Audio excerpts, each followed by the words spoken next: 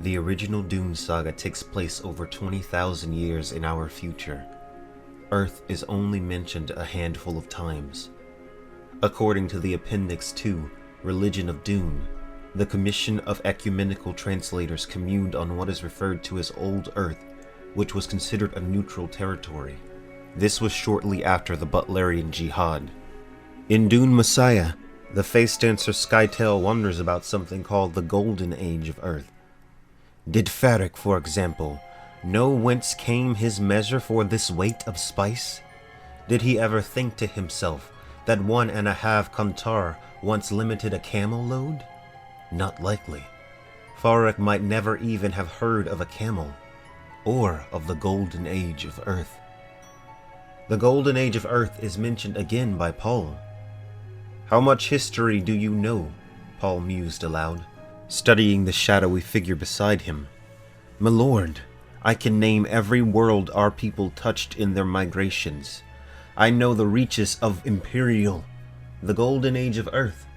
Have you ever studied that? Earth? Golden Age?" Stilgar was irritated and puzzled. Why would Paul wish to discuss myths from the dawn of time? Skytale assumed that Farrak had likely never heard of Earth, and Stilgar reacted as though Paul spoke of some legend when he mentioned Earth. In Children of Dune, Leto II recalls Earth in his genetic memory.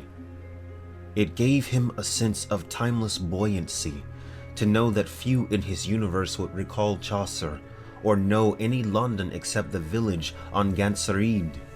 St. Thomas was preserved in the Orange Catholic Bible and the Azar Book, but Canterbury was gone from the memories of men, as was the planet which had known it.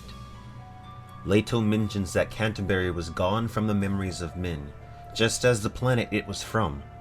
For some reason, the Earth seems to be almost entirely forgotten in the Dune universe.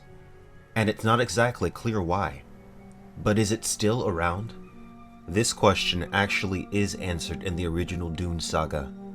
In God Emperor of Dune, Leto recalls memories of Earth. "This morning I was born in a yurt, at the edge of a horse plain, in a land of a planet which no longer exists. Tomorrow I will be born somewhere else, in another place. I have not yet chosen. This morning though, this life. When my eyes had learned to focus, I looked out at sunshine on trampled grass, and saw vigorous people going about the sweet activities of their lives. Where, oh where, has all of that vigor gone?" And in Chapter House of Dune, the Bene Gesserit Reverend Mother Odrade refers to Old Earth as gone. As they continued their walk in the aromatic hollow, Odrade's voice once more became pensive. "Each planet has its own character, where we draw patterns of Old Earth. Sometimes it's only a faint sketch, but here we have succeeded."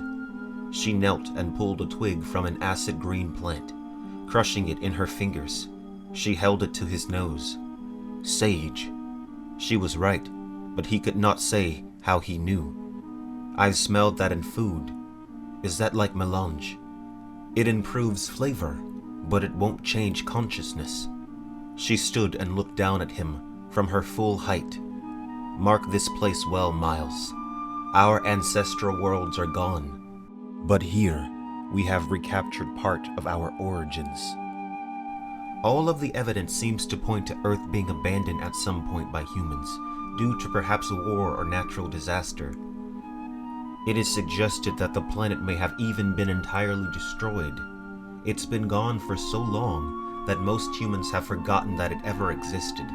Only the most enlightened people of the Dune universe remember Old Earth.